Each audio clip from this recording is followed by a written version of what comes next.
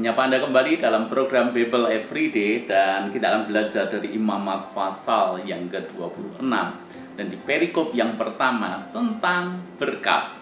Inilah ayat-ayat yang paling disukai orang Kristen, ayat-ayat yang sering dikhotbahkan hamba-hamba Tuhan, ayat-ayat yang ditunggu-tunggu mungkin oleh kita semuanya, hidup dalam berkat. Ibu bapak saudara semuanya, berkat-berkat apa yang Tuhan janjikan kepada umatnya, kepada kita semuanya? Saya akan bacakan ayat yang ketiga dari Imamat 26. Jikalau kamu hidup menurut ketetapanku dan tetap berpegang pada perintahku serta melakukannya, maka aku akan memberi kamu hujan pada masanya, sehingga tanah itu memberi hasilnya, dan pohon-pohon di ladangmu akan memberi buahnya. Lamanya musim mengirik bagimu akan sampai pada musim memetik buah anggur. Lamanya musim memetik buah anggur akan sampai kepada musim menabur. Kamu akan makan makananmu sampai kenyang dan diam di negerimu dengan aman tentram. Siapa yang tidak ingin akan hal ini? Bahwa Tuhan memberikan hujan, membuat tanah itu subur, tanah itu memberikan hasil, pohon-pohon di ladang memberikan buah, dan buah yang diberikan ini terus menerus sampai musim menabur. Artinya tidak pernah berhenti berkat itu. Saya lanjutkan ayat yang ke-6.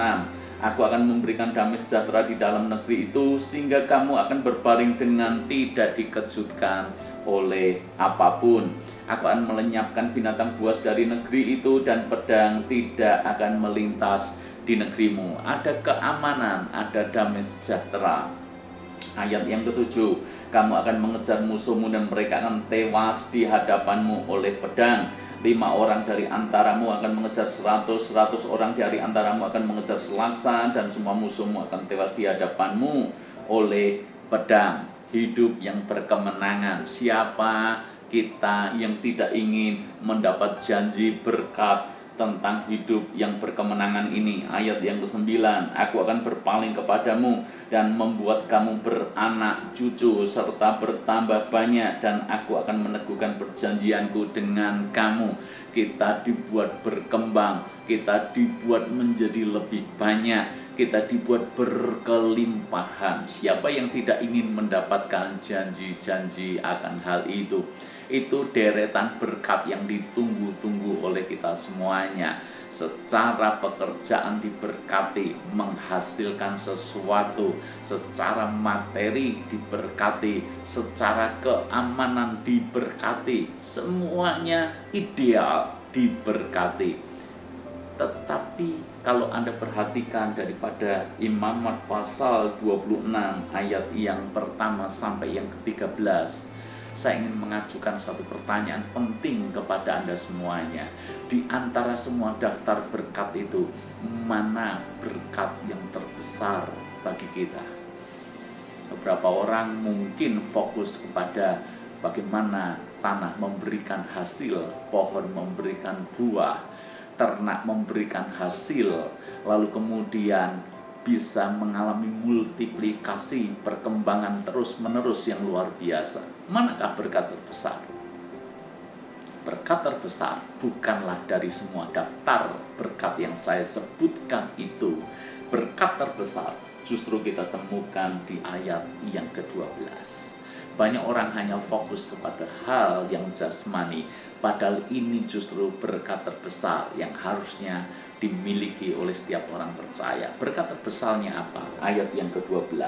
Tetapi aku, Tuhan maksudnya, akan hadir di tengah-tengahmu, dan aku akan menjadi Allahmu, dan kamu akan menjadi umatku.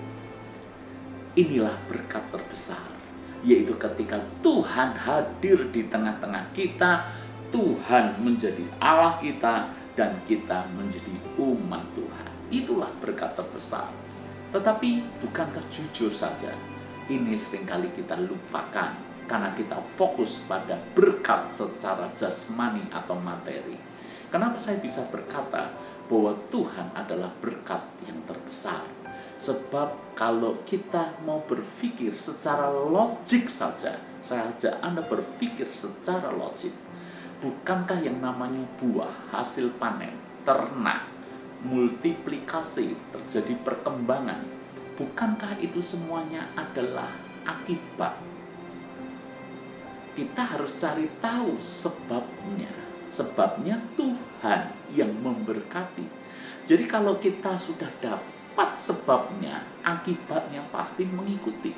Maka saya berkata kepada Anda bahwa daftar berkat yang awal-awal tadi itu sebetulnya hanya airnya.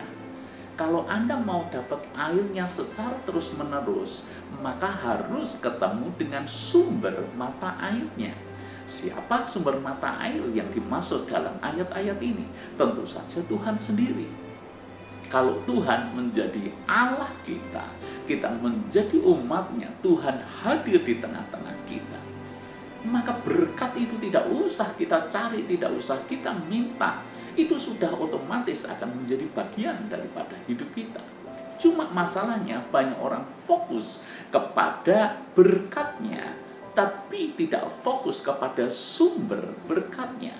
Padahal jelas-jelas Yesus berkata bahkan cari dulu kerajaan Allah dan kebenarannya, maka semuanya itu akan ditambahkan kepadamu. Banyak orang Kristen fokus kepada bonus tambahannya, lupa akan yang utama. Demikian pula di dalam Imamat 26 ini ada berkat, tapi ada berkat yang terutama, yaitu sumber berkat kehadiran Tuhan dalam hidup kita. Saya berharap firman Tuhan hari ini benar-benar mengubah cara pandang kita dalam melihat berkat. Kalau kita sadar bahwa sumber berkat lebih penting daripada berkat, Tuhan lebih penting daripada segala hal-hal yang sifatnya materi, maka saya yakin cara pandang kita melihat hidup, cara pandang kita dalam menjalani kekristenan, kerohanian kita pasti akan berbeda. Fokus kepada sumber berkat dan bukan kepada berkat. Tuhan berkati.